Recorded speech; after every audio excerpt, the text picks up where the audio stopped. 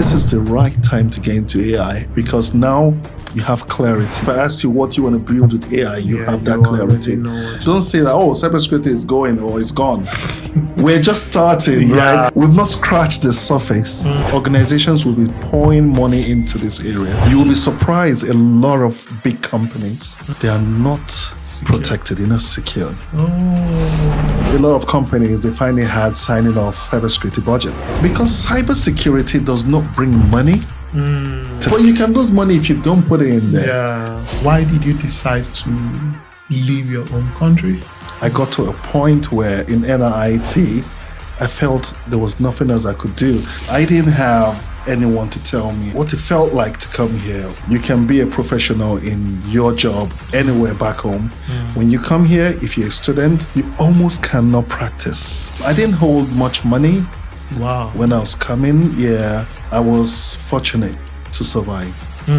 When I sat back, I thought to myself, I was like, what am I doing in this country? I went to a military school and that really shaped my thinking. When I came to this country, I said, I'm going to go to the best university. When preparation meets opportunity, that's when success happens. Even when there are 100 people there that can do it, right? You might just be the right person at that time. So what was the turning point for you? Was it more like you did like a roadmap? Brother, there ain't no roadmap. There's no roadmap. Diary of Successful Immigrants. Hello there. Thank you so much for your support thus far on this podcast. Please continue to like, continue to subscribe, continue to comment. And also, if you're interested in sharing your story, please get across to us just by using the contact details you can see on the screen at the moment. This is Diary of Successful Immigrants, and the aim is to continue to share success story. It's not about the politics. It's about the journey to success.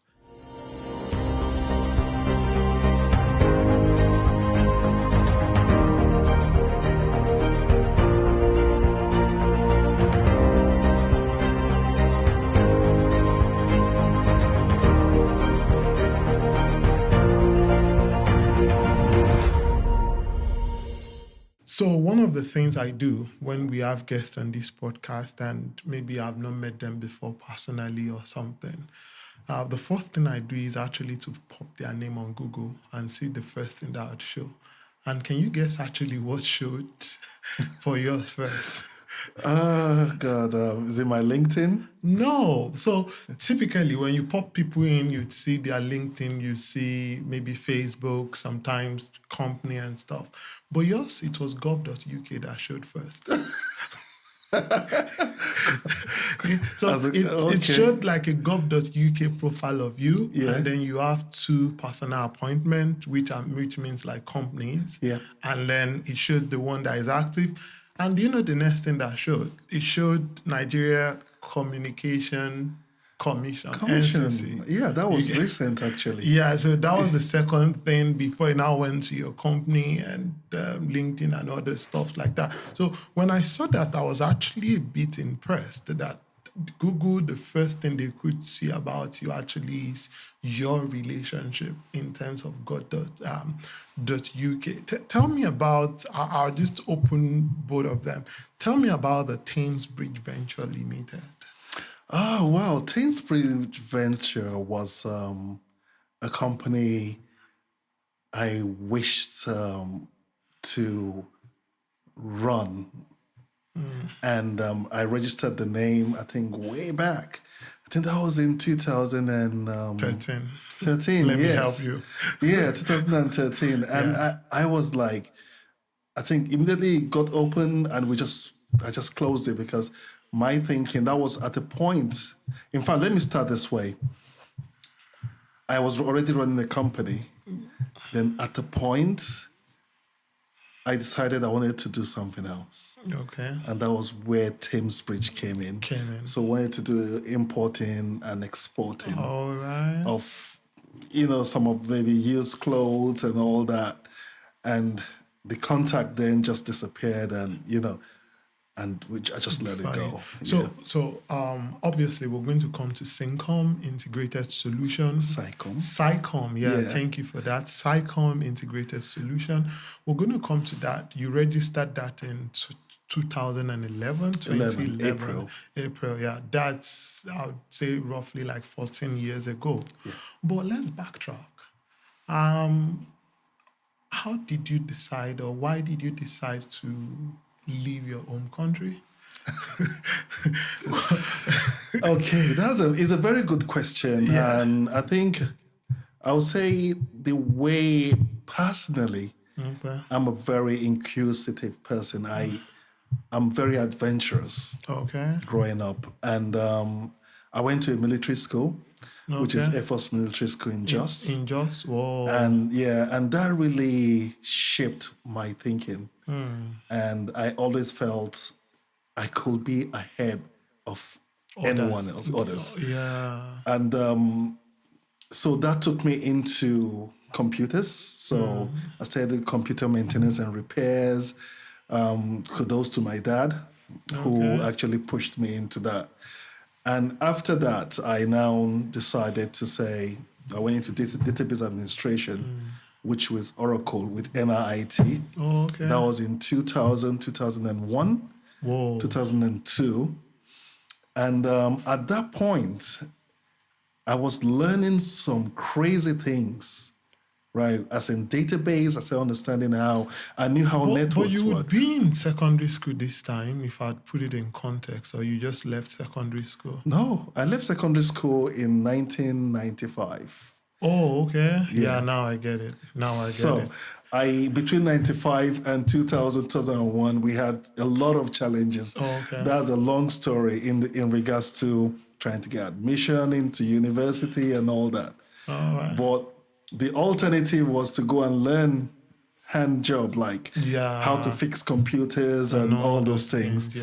Right, and which was what I did. Then got a job at NIIT. And to answer your question, and when I got that, I got so hungry. I got to a point where in NIIT, I felt there was nothing else I could do. I knew so much of database administration, and the next thing was, where do I pour this knowledge? The country was not ripe enough for it. So that was where the whole idea to come here. So it all came out from the fact that I have something that is not useful in this environment. Exactly. And I need an environment where I could use the skills I have possessed. Thank you. Oh, yeah. So when you decided that, did you have like a lot of options, or it was just straight up, I want UK? I tried the US, and they gave me a rejection stamp. In fact, I went for the interview and I just knew that I wasn't getting it. Anyway, reject. Before I tried the UK. Okay. And I came on a partly scholarship program, which was a telecommunication. It's called the UKTA, United Kingdom Telecommunication Academy, and to do a diploma. Oh, yeah. So, and from that diploma, the hunger kept building. So which year did you kind of get that opportunity?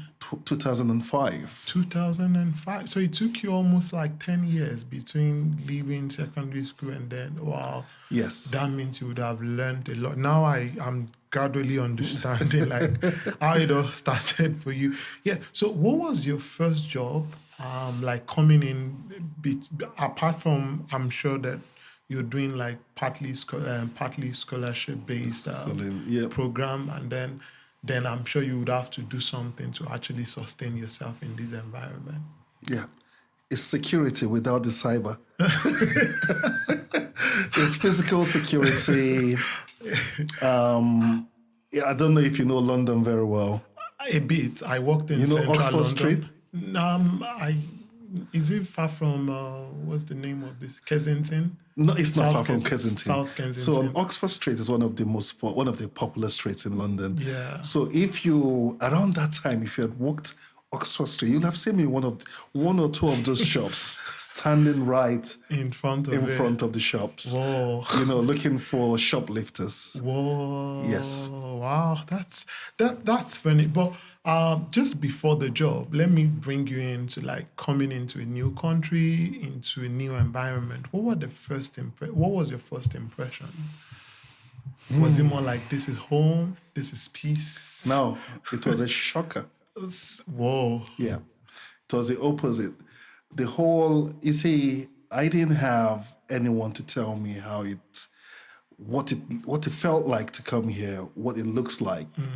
And probably I was the only person that knew. I was like, okay, I was coming down here. And the moment I got here, the first thing that hit me was the cold. I came in December, right? So, wow, that's the worst month. So I came in December. The cold hit me hard. Yeah. And then I didn't hold much money. Wow. When I was coming, yeah. And I was fortunate to survive. Fortunate to survive. Let's keep it there for now. So you started with that Diploma Academy. Was that the beginning of your test for cybersecurity, or it's always been more like you're just doing anything related to IT and then you stumbled on cybersecurity? I didn't even know anything about cyber. I never knew I was going to end up in cybersecurity. All I was doing was when I came in, I was more of a database administrator. Okay. Although I had background in network and computer maintenance and repairs. Yeah. But I was thinking, if I come in here, my belief is, if I come in here, I go to school, I'll just go and work as a database administrator and earn so much money, then I'll be paying my school fees with that money. But no, the opposite was. It humbled me. So what happened? What was the opposite? The opposite is, unfortunately, when you come to this country, I think it still happens now. You can be a professional in your job anywhere back home.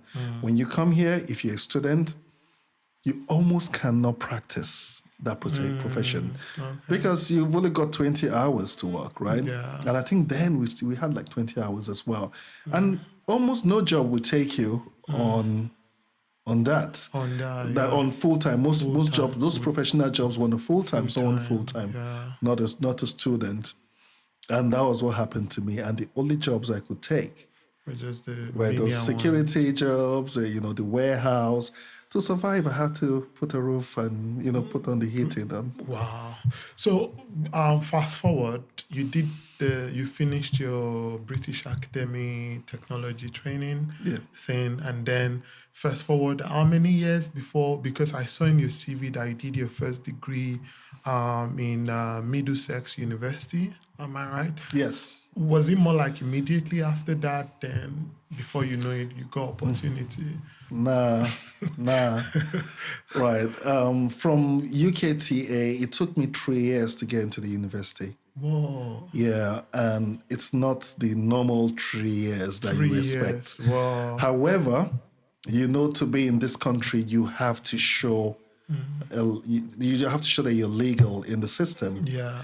So then those days we had diploma courses, we had colleges, so I just hopped around those colleges to do different courses. Although I was paying, the security jobs were paying for that. Okay. So I hopped around those colleges. I did a couple of certificates, diplomas, and I was able to stay in the country until I got my admission at Middlesex University. Yeah. So what were like the early setbacks that you actually kind of faced in this country that tested your resolve? Was there any time you ever felt like, I'm done, let me leave? You get what I mean? I mean, in the very early years. There were a lot of moments. A lot of moments where, first was the cold. In fact, there was a time one of my agencies sent me out to Kent. It's called Blue Water. Okay. And very early days, I think that was in early 2006. And I finished my security job, 12 hours job. Whoa. 30 minutes break. right? And it was standing. Was it standing throughout 12 hours? Standing throughout. And you get 30 minutes? 30 minutes break. Wow. And the store managers are still kind of moaning that, between the time you left, somebody has come in and gone out. Whoa. My last toe peeled, right? Standing. So, but what am I trying to say? There was a day I came out and I was going back home and I walked across a train track because I didn't even know how to cross from one end of the platform to the other end of the platform because it was so dark. Okay. I finished in almost midnight, right? Okay. And I just crossed. And these were high tension cables on the train tracks. But I crossed. And the people on the other side were looking at me, and some of them started pressing their phones like somebody is about to commit suicide. And when I came, they were like, "Are you okay? Are you okay?" I was like, "Yeah, I'm fine." And they're like, "What?" I said, "Is there nowhere to cross?" They said, "No, you need to go under the underground crossing area." And the one of the guys told me those were, he called the voltage. Wow. And I was like, that would have been the end of my life. Wow. However, when I sat back, I thought to myself, I was like, what am I doing in this country? Yeah. I would have been dead. Yeah. I think that was one kind of realization point, but I stood strong. So how was school for you? How was university for you? University was fun. It was fun. What did you study? Yeah, I did business information systems and information technology. So not even full cybersecurity, yeah? No, it was just, it wasn't full cybersecurity. That was for my degree. Okay. But for my master's, yes, I did. Yeah, so was it like immediately after the first degree you went into the master's? No, not immediately. Immediately after the first degree, I did another postgrad diploma in undergraduate advanced diploma in data and systems analysis at University of Oxford. But that was because I wanted to get into Oxford. All right. And I didn't know anybody in Oxford. Okay. So I had to do a lower course, get the connection, then apply. So what was the turning point for you? Like, what was the turning point into cybersecurity, into what you're doing now? I mean, you registered your company in 2011, Cycom. What was actually, how did that come into being? What was the turning point? All right. I think the main reason why I did register my company then was when I finished uni, I was trying to get a job. Okay. I finished in 2010. All right. And I was applying for roles and all that. And there's always this belief that you need to have experience, UK experience, then you get a UK job and all that. And I didn't really have a professional UK experience. I was doing the security and all that, But and I said, okay, you know what I'm going to do? Wow. I'm going to create my own job. I'm going to create my company. And create your own experience. And I create my own experience, yeah. So I registered the company then and started, it was an IT support company. Okay. And I started looking for cafes. All right. Internet cafes. Cafes, yeah. So I was helping them to fix their jobs. Minor things. And, you'll be surprised. The need was there. If I go into a cafe and tell you, I can maintain your cafe for you, internet cafe, that was how it all started. I didn't know it was going to be this today. This big, yeah. So maintaining that, how was that very paying or okay enough to run you till the end of the month or something? Yeah, what it did for me was it gave me this sense of freedom a bit. I wasn't doing the security that much anymore. I started doing more of CCTV security. And but I was doing that, and that was giving me some. At least the income was good, not as good to keep me, until I met a lady. Okay. Right, and I met her. She's into the same field, business. IT support, and she had contract with the government. Oh, okay. So what she does is that she gets a contract, she subs it to me, to my company, and we go and do it. And that was how the company really picked up. So that was more like the turning point for you. So how did cybersecurity actually come into all this? In 2014, Okay. I got admission into the University of Oxford to study. But wait, before you talk about that, how do you keep thinking about this? So you came into the country, you were kind of technically struggling. Yeah. Then at the end of the day, you were able to finish your first degree. What kept pushing you in your head that now it's Oxford? My brother, I know where I was coming from. Okay. Right. And they say if you know where you're coming from, right, it will show you will know where you're going.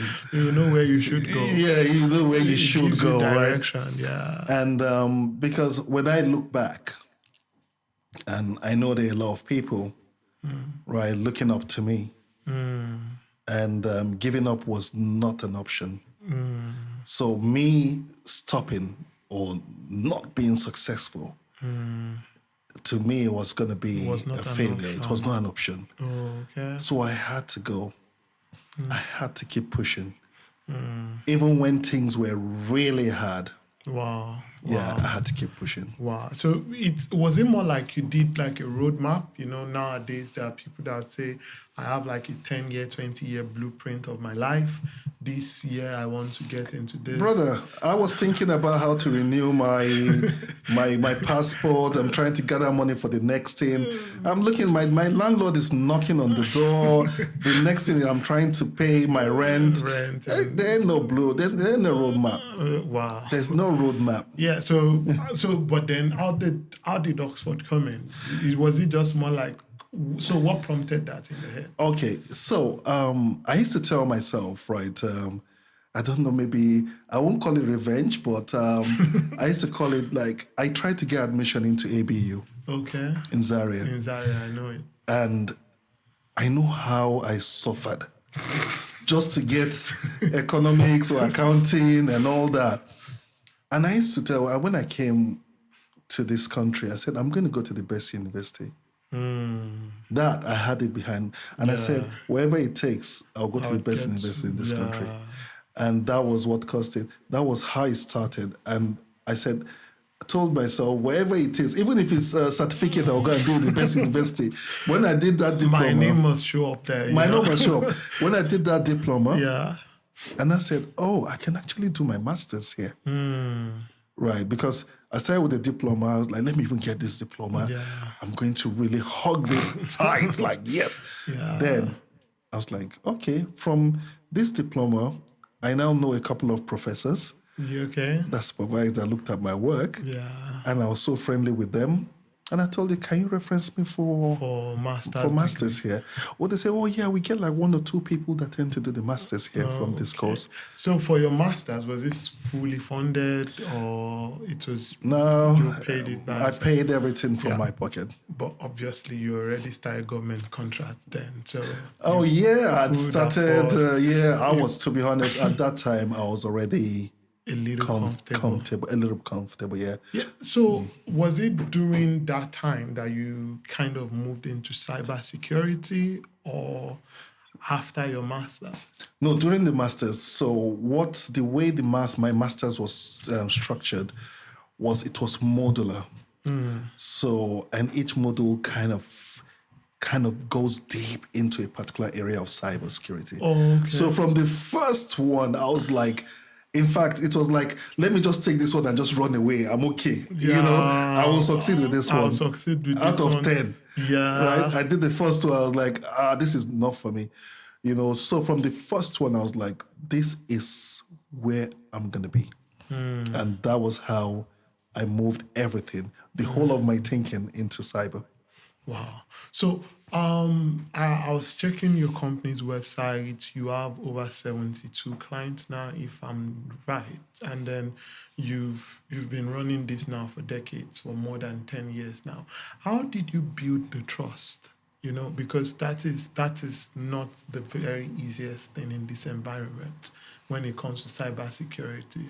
How did you get the trust of, like, I'd be in charge of maybe your company's profile and be watching out for some of these cyber attacks and all those things like that? how did you actually break into that scene?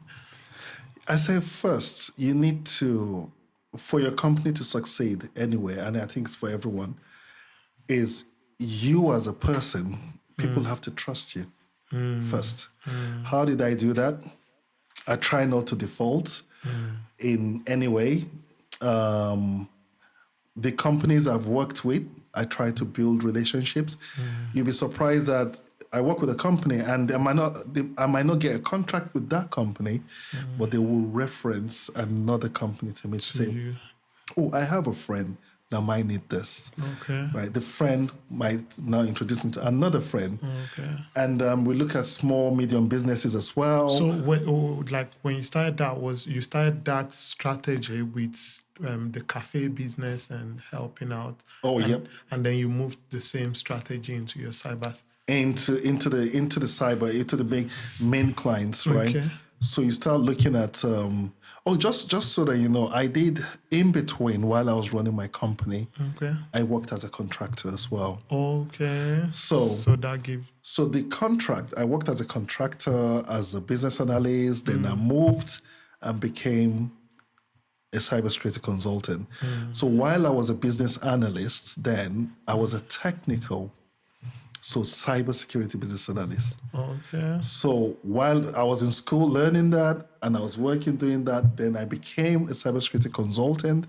I worked with the big four, I worked with the banks. And during that time, as a contractor, you move from one to another. So all the experience I was gaining from those places, I made sure I'm out there, right? I try to talk to the leaders in the area. I go for conferences.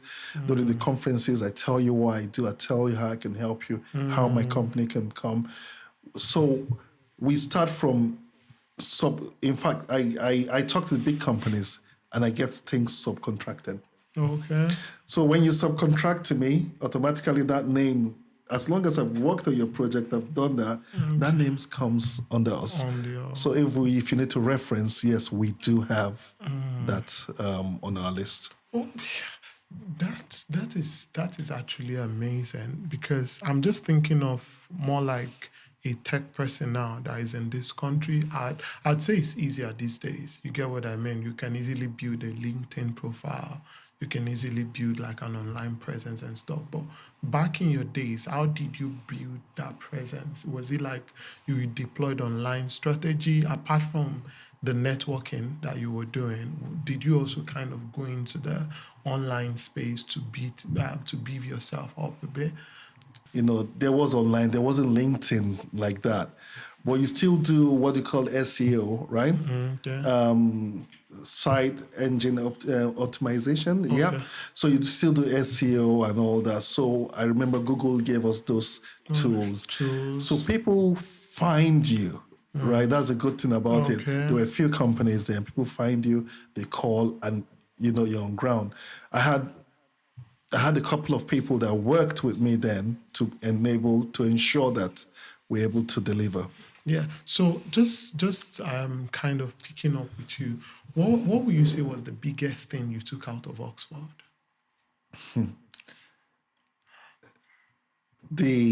I'll say the biggest thing is the network first. I'll say, yeah, I met some fantastic, great people there who are still my friends till today.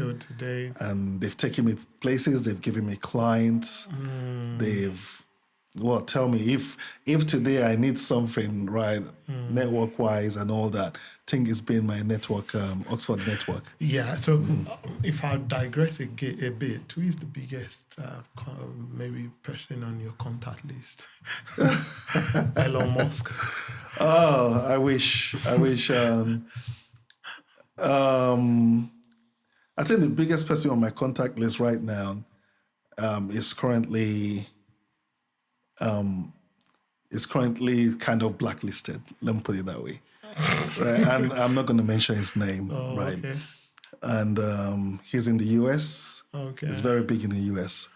Right, but I won't mention the name.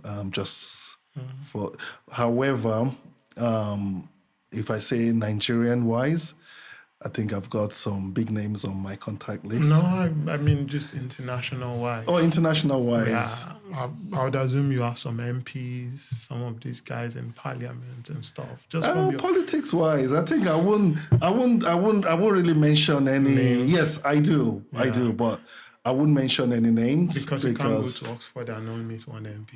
Yeah, well, yeah, sure. Yeah. But I won't mention names, and the reason for that, I think you know clearly why Yeah, I want to go down that route. Yeah. But there are some very good. So speak to me now about cybersecurity in this day of AI.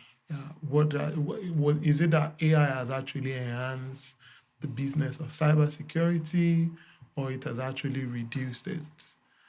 The business of cybersecurity? Oh, good question. I think you said it. You said the both, right? Yeah. So I would say we have what we call cybersecurity for AI and AI for cybersecurity. Cybersecurity for AI is using cybersecurity to protect AI systems, right? Okay. And AI for cybersecurity is now saying, I want to build AI system for AI for cybersecurity is you're saying you want to build systems to support, to enhance cybersecurity. So it's both ways. The AI is creating more jobs. I'll just put it that way. Because if you look at it, if you look at it, okay, right, if you look at it, there's some old job, routine jobs are going. Yeah.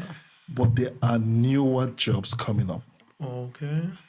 AI security engineer, SOC, look at the SOC area now. Yes, we're getting rid of L1, L2, for example, in SOC. Okay. But now we're getting prompt engineers or people that will come and, write the rule books, and all that to ensure that threats are being mitigated. And they are highly paid as well. So there's a sort of a balance that will happen in the long run. A lot of people might not agree with that, but that's what I see. Because you cannot remove human in the loop. So, yes, we have AI working. Everybody, for example, if you go and use your ChatGPT and just create something, you're not just going to copy that thing and just believe in it, right? Yeah. You will go through it and make sure that... refine it. Yeah. Please continue to like, continue to subscribe, continue to comment. And also, if you're interested in sharing your story, please get across to us just by using the contact details you can see on the screen at the moment. Diary of Successful Immigrants. This is Diary of Successful Immigrants. And like I say every time, we're not here to discuss about the politics of immigration or something. Rather, what we're here to share is actually the story. Now, I still feel within myself that I should know one person on your contact list. If you don't mind, if you don't want to give the first, but can you give me somebody else? Okay. Or just maybe 2 or 3 more. Because what I'm saying that is, for you guys in cybersecurity and you guys that do some of the tech things, it's only those that are specific niche into cybersecurity that would understand the scale of who you are as a person and stuff. Now, an average person, an average immigrant, or an average person that is just watching might just feel like, who is this guy sitting out there? And something like that. Okay, I won't give you the first one, right? Who is the biggest person? Yeah. I'll give you another big one, international. Okay. Then I will give you an Oxford Connect, who is Nigerian as well. Because Nigeria, we have to be proud, right? Yeah. So I'll start with the Oxford one. Have you heard of a gentleman called Chika Nwobi? Not really, but I would assume it's because I've disconnected a lot from Nigeria. Okay. So he is one of the very well respected techpreneurs in Nigeria, Africa, in fact, and well respected as well. and he's a non-executive director with Unilever. Whoa, seriously? And as well, if you must have heard of Decagon, right? Yes. Decagon Institute, right? Chika Onwobi. Yes. Is it the same person that's coming to my head now? Because I've kind of stumbled on somebody like that on Nwobi, Twitter. that's NWOBI, right? Yes. Oh yeah, I'm just saying it now. Decagon, yeah. Yeah. So he's I would say I'm not talking about the politicians or anything. I'm talking about these are guys that have really done well, building companies. And I'd assume in the political aspect, you have a couple of... yes, let's leave that side, right? No, a couple of governors and stuff. Yes, but I'm not a politician. Yeah, okay. Right, so you don't kind of say much about it. I don't say much. All right, let's come back to your journey, to your success story. Yeah. And I'll give you one more name, right? Thank you for that. It's getting more interesting now. But this is more international, so I'm sure you've all heard of DJ Khaled, right? Yeah. Yes. Whoa. So, don't worry, I'm not going to tell you to call him right now and say I'm doing a podcast, but shout out to DJ Khaled on this one. Yeah. So let's come back to cybersecurity. Yeah. What do you think is the future? Nowadays, or let me backtrack a bit. When you hear about some of the cyber attacks, like the recent one now on Range Rover Jaguar and things like that, what does it kind of picks up in you? What does it pick up in you? Do you feel like, I know what happened? Oh yes, when I read these things on the news, right, and I see them, and most times they don't give you much details about, but you can tell most actually kind of what happened. And I'll be telling myself, what, they could have brought us in, this wouldn't have happened, right? But that's not always the case. Yeah. You will be surprised, a lot of big companies, they are not protected, they're not secured. Oh. And that's happening, and it's still happening. And we keep preaching this. We, the cybersecurity evangelists, we preach this a lot.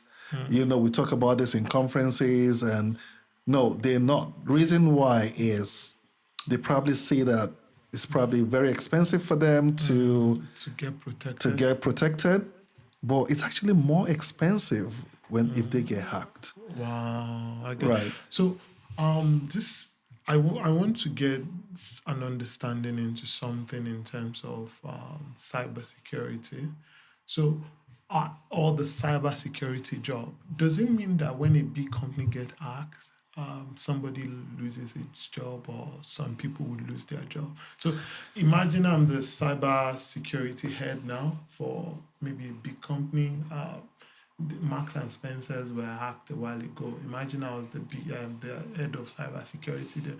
Does that mean I necessarily I would lose my job immediately? No, in fact, in most cases, those people will tell the executives that I told you so. And no company wants to get to that I told you so stage. Okay. So because a lot of companies, they find it hard signing off the budget, cybersecurity budget. Okay. And because if you tell them that we need to get some protection, we need some firewalls, we need to do awareness training, we need to do our DLP, get data loss prevention controls in place. Because cybersecurity does not bring money to the organization. It can make you lose money. Well, you can lose money if you don't put it in there. Yeah. So we are more of enablers, than really more profit. If the sales team come and say we need a new CRM that is going to automatically generate us leads and all that, it's so millions, right? They will spend the money. Yeah. Wait. So you just mentioned so millions. Can you actually tell me how much it would cost to actually secure maybe an organization? You can put a name to a specific organization and just be like, for example, now maybe maybe Facebook, just Facebook itself, not Meta, not the big Meta, just Facebook or X, and not Tesla or other parts. How much do you think it kind of costs to secure maybe? So security is not a one size fits all. Okay. Every organization, you have to tune it to. So I'll give you an example, which is why I cannot give you a specific figure. Okay. Right. I'll give you an example that looks at their organization and say they spend a lot more on security awareness. Okay. Right. And they have basic controls. Basic controls will just mean they have firewalls, and every employee in that organization knows that they're not going to click on any phishing link, for example. Okay. If they see any external, no clicking, zero tolerance. Okay. Right? They spend less. Now, organization B, right, they have very careless insiders, when I mean employees. Yeah. And they spend so much on security controls. They have firewall, they have DLP, they have all these things. They spend a lot more, but doesn't mean they're even safer, right? So you need to tune it. You need to do an assessment for an organization to now understand where the gap is. So, like Facebook now, if I say Facebook without Meta, look at it. How many employees do you have? How many endpoints do you have? How are you hosting? Where is your data? Who has access to your data? What level of access do they have to your data? Okay. So we do all these assessments. Then we now say, okay, we can see that you have this, but there's this little bit we need to. Yeah, you need to do work on. They might just be from zero to out of 10, they might be 0 to 6. So we need to pad up the rest for you. So figure-wise, it's different. It really depends. It depends on the tool you're going for as well. No, yeah. So coming back to maybe like working in the cybersecurity space, owning SciComm international integrated solutions. When you get a client, is it more like a one-time thing or a continuous? Right. You don't want a one-time client. Come on, that's where the money comes from. Okay. You want repeat that subscription, or I'll give you an example. Right. If I do a security audit for you this year and ensure that you're meeting, for example, you're certified, right? Then every year I need to come back to you and ensure that you're meeting, and we'll recertify you. Wow. So, and every time I come to you, you pay for it. So some of our clients, I can tell you some of the clients we have. Some of our clients, we have big names, right? Like eTransact. Whoa. Yeah, on our books. Okay. We have Nigerian Stock Exchange on our books. Seriously? Right. So we have some big names, but what do? We always go back to them and tell them, because we want to make sure that they are safe. We want to make sure they are not hacked. Okay. And the only way we can do that is for us to be present. Yeah, every time. So it's not really about the money, right? But while you're there, you get paid. So I'll jump in now. If I want to be like you, how many certifications do I need? Because it looks like at this level now, you even issue certificates, you certify people, you certify organizations. How many certifications do I need? We don't directly certify organizations. We partner with, we are partners with ISC Squared, CompTIA. So what we're able to do is to be able to get people up to that stage. Then secondly, we have, there are other certification for organizations now, like the ISO, PCI DSS certifications. So that's for organization.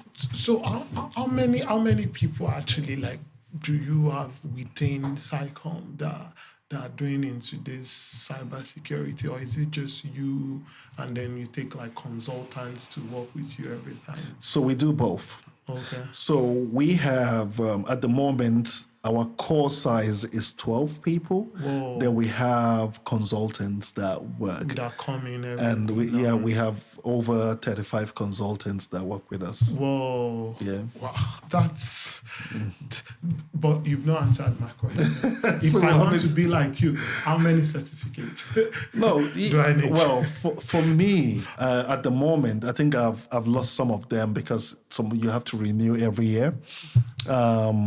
I've got the CISSP, which is the golden or diamond standard of cybersecurity. Okay. So I tend to keep that. And the CISSP is a Certified Information System Security Professional. That certification. And the CISM, the CISM, is Certified Information Security Manager.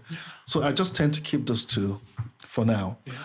But there is a lot more. I say people do a lot more technical, but because I'm more on the cybersecurity leadership role, so I just keep those two and maintain them. So as somebody that maybe has a root in another country, like your root is obviously not in the country where you're working predominantly, do you sometimes face some of these challenges and it's just more like, who is this guy in the block? Bro, sorry. We will have been far bigger than this if we don't face.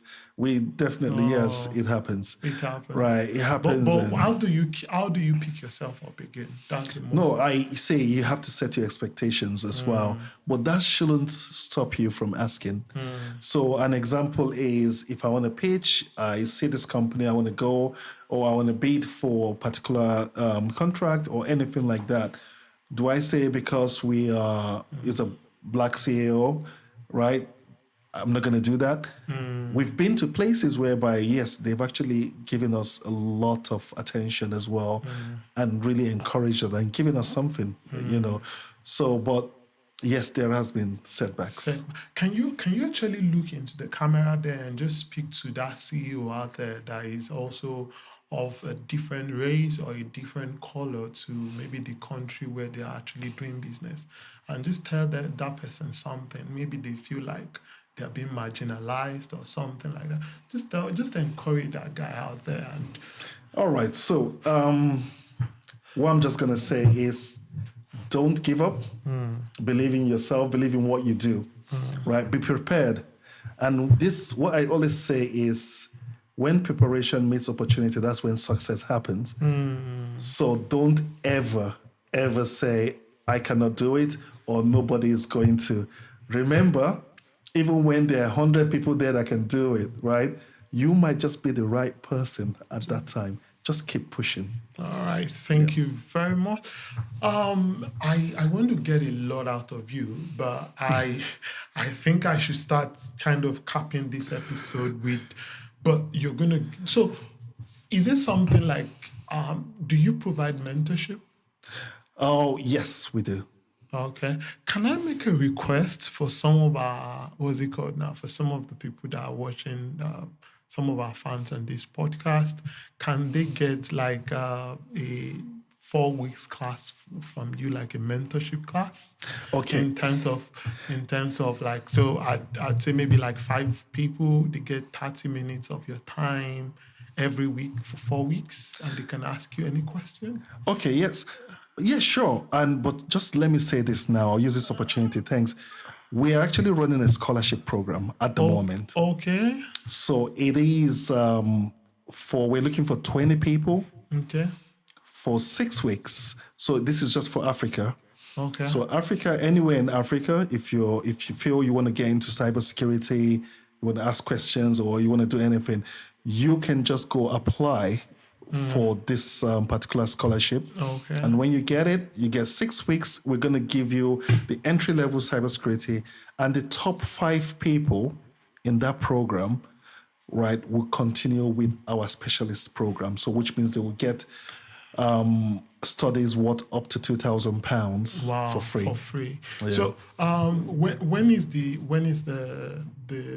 admission closing? On the 24th of October. Oh, I think it won't. Yeah. It won't be at the moment. So what we're going to do is. But it's every year. Okay. So we do this every year. At the moment, we do it once a year, but we might decide to do it twice a year. Yeah. So as at the time we're recording this episode, actually, it's obviously still before the close of this program, but the time it would come out, I would assume that this opening would have closed. But what I'm going to do for our subscribers, for those that watch this, that share, that like and comment, is I'm going to request for 5 slots specifically that would be recommended from that would be recommendations from Diary of Successful Immigrant. So the next batch, you get the next batch of this scholarship. We'll be choosing 5 random people from just based off of this episode, and those 5 people would be sent to SciComm Integrated Solution. And as you've heard, wherever you are, please, can you extend this actually for the 5 from Diary of Successful Immigrant? Indeed. Can they be from anywhere in the world, not just Africa? At the moment, we are pushing. We're looking at the areas where we have less people coming. Less people that probably don't have much opportunities to come in for this. Yeah. But we could look into that. I would say that there are opportunities. It wouldn't be just for Africans. For the 5 we're going to be selecting. So what we'll be looking at is we'll be checking your metrics. If you're able to share this, send this across to everybody. And as the more you do it, the more you comment, the more you actually engage with this, the more your chances actually of getting into this scholarship opportunity. And thank you very much for that. You're welcome. It's a privilege. So I would also maybe try and apply and see. The last thing I'd ask on that scholarship is, do I actually need to know something about cybersecurity before I start? In fact, the aim of that scholarship is to show that if you don't need to have a background in cybersecurity or anything, we can get you from zero to that point where you will be able to at least get a cybersecurity role. Wow, that's good. So if you're just out there, you're confused about what to do next, and trust me, cybersecurity would always be a big deal, especially as the world is going into an AI automated world. Yeah. So cybersecurity would always be something everybody needs. And just to add to that as well, cybersecurity, people don't say that, cybersecurity is going or it's gone. We're just starting, right? We've not scratched the surface of cyber, right? So if you're looking to get into this field, get into that. Organizations will be pouring money into this area because they need to, for them to run their business, they need it. I might become your apprentice soon. I'm saying, because I'm into research a bit, and we used to do create cyber attacks in the country where I used to be for the power systems. All right. So I have a student that used to work with me that was his kind of specialized area. He would create an attack and then create a control structure. You get it, and see how fast we can actually detect and also control this attack.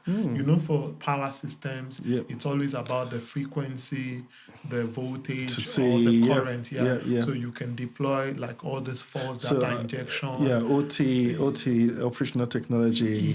So I'm actually a bit vast into that, but I wouldn't say much on this space also because there has been a bit of consulting with some organization back then, which I was tinily involved with. So maybe I would just decide to become your apprentice. Oh no, or should I come and be your apprentice instead? All right. So it's been a pleasure having you around. We're going to round off this podcast with just some quick fire questions. And then I would call it a good one. But is there anything you want to share in your story that you feel I've not captured that you want to use and encourage somebody out there? Maybe your lowest points? Well, all I'm just going to say is, I think from my experience is, at times you might not have the clarity as to where you're going. And I hear people say, have a 10-year plan, have a 5-year plan, and all that. Honestly, yes, if you don't have a clarity, it doesn't mean you don't have a purpose or you don't know where you're going. Just keep pushing, right? Just do the right thing. If it's studying something, just keep studying that thing. Don't give up. Wow. And time, I just noticed that everyone have known, time has always worked, right? Positively, not really negatively, to be honest, because you can't be in one place for too long. So all right, just keep let's pushing. go into the quickfire question. All right. Was there someone who believed in you even before you believed in yourself, especially in cybersecurity? Oh, let me see. Yes. My mom. Wow. Yeah. So what was it like? My mom doesn't even, I don't think up to tomorrow she knows what cybersecurity is all about. Okay. But she believed in me in any way. Like, just think about it. She knows that you're going to do well. So if we talk about cybersecurity, like I said, when I started, I was probably one of the first people. I didn't really have a mentor, but people that believed in me just believed that whatever you're doing, you will do well. You will do well, yeah. So what strategies or habits have helped you to focus or have kept you focused on what you're doing? It's just what I try to do is preparation, which is it's just general, to be honest, preparing. And I look at, I'll give you an example now. We've got this AI and all this and that, right? I don't jump in and just start doing all that, right? I sit back, right? I let the whole noise cool off, right? And then extract what I need. So I think, as we all know, when all this started, I'm sure you're all confused about, everybody's confused, but I think the clarity is coming. It's getting there now. This is the right time.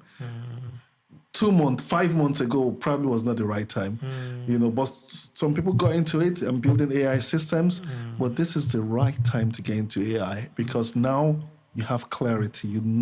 If I ask you what you want to build with AI, you have that clarity. Know what you want so I prepare. So, and that was the same thing I did with Oxford. Like I said, I wanted to go to the best schools, right? How do I get into the best school? I start from the low part, low hanging fruit, and entered there like nobody, right? Then moved on. Just moved on. Yeah. So, what do you want SciComm to be in the future?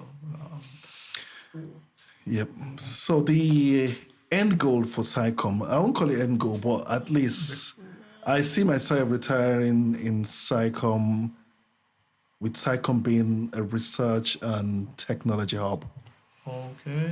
So, which means we'll be looking at research around emerging tech. So then it's going to be emerging tech of that time as well, right? All right. So right now we're looking into techs like blockchain, AI, Web3, cybersecurity, and IoT. Okay. In fact, my research, I'm doing my PhD now.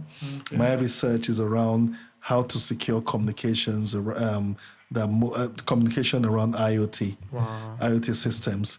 So this could be around UAVs, unmanned vehicles. Okay. So this could be a ship, airplane, or cars. So all those IoTs, how they communicate, how do you secure them? So that's the kind of... As what you're saying. Yeah, that's kind of tech. That's the kind of thing I'm looking at. And in the future, right, we'll be looking at more things. How do ships, actually, maybe 2 ships, how do they communicate within the sea? Or how do they communicate where there's no Wi-Fi or anything like that, using satellite signals or wherever it is, securely? So those are kind of research that we'll be looking at. This is not happening at the moment. Yeah, so I obviously know you're married because when we wanted to start recording, you had to call your missus. And how do you balance this out? Sometimes does this thing actually affect family sometimes? Marry the right woman, right? I tell you, my wife she's been my rock. Okay. And shout out. Yeah, shout out to her. Shout out to you. Right. And she's been my rock because she supports my journey and she's still supporting my journey. Right. So where I'm failing as she covers that without the family feeling the pain. Right. All right. Just the last question, and this is most times what I close this every episode with. Hopefully that question. No, it's a very simple one, to be honest. So, if your story were to be a headline, like we want to make a headline for the Sun, the Sky News, the Guardian, and stuff, what will it be? What will you want it to be? Wow. That's a difficult one. You said that was a simple one. Can you give me a hint? So somebody once said that she would like it to be the woman who ate breakfast, who ate challenges for breakfast. Wow. That's bold. Yeah. Right. So I think if I look at it, recently we signed an MOU with one of the universities in Nigeria. So, and I think one of the headers was like SciComm integrated, UK top cybersecurity company signs MOU with Bangkok. Yeah. And I'm like, hoi, right? Yeah. But I'm going to just be like, it's going to be because it's more from a humble beginning to where I still try to be as humble as possible. I'm not where I want to be yet, right? I think I've still got a long way.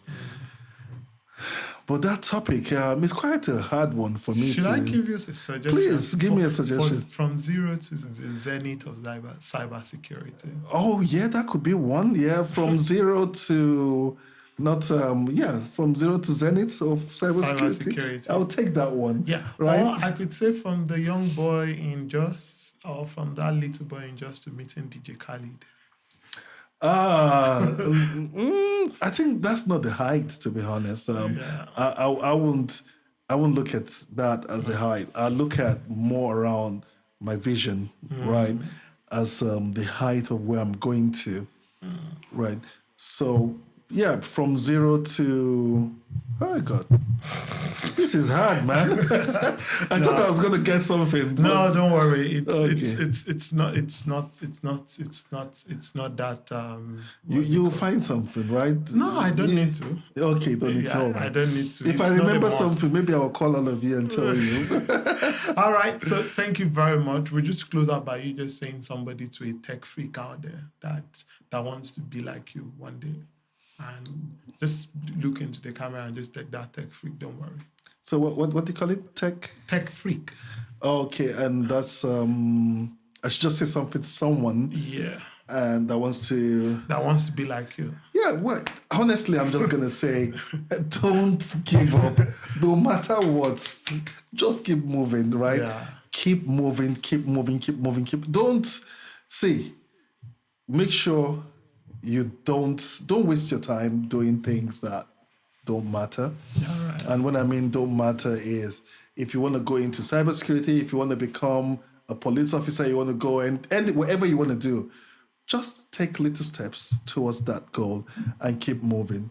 And that's it. You will get there. You will get there. It's just time. So thank you. All right. So you've heard that. Don't give up. From the cybersecurity expert. Thank you so much. This is still Diary of Successful Immigrant. Catch you on the next one. Bye.